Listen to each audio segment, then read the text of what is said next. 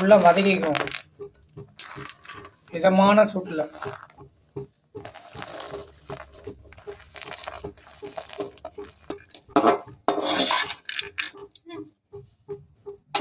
இது கொஞ்சம் லைட்டாக கொஞ்சம் வேகணும்.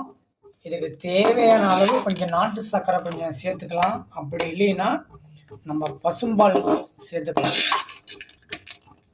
நம்ம வந்து ஒரு தட்டில் இந்த பழங்கள் உலர் திராட்சை, பேரிச்சம்பழம், பன்னீர் திராட்சை இதெல்லாம் வந்து நம்ம தனியாக கொட்டிக்கிட்டோம். நம்ம வந்து அடுத்ததாக பார்த்தோம்னா பாதாம் பருப்பு, உலர் திராட்சை, பிஸ்தா,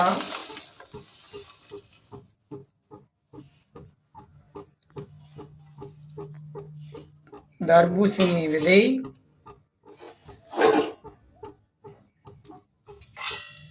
இதை கொஞ்சம் வானல்ல பொன்முறையில் வறுத்து எடுத்துக்கணும்.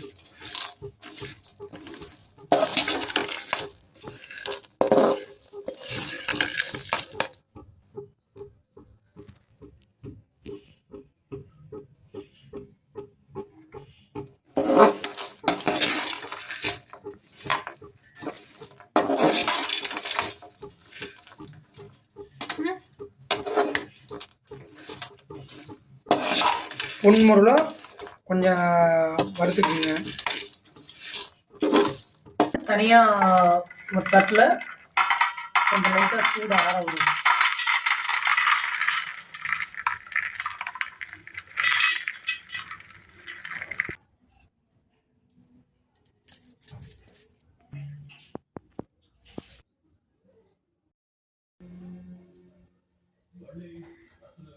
நம்ம இந்த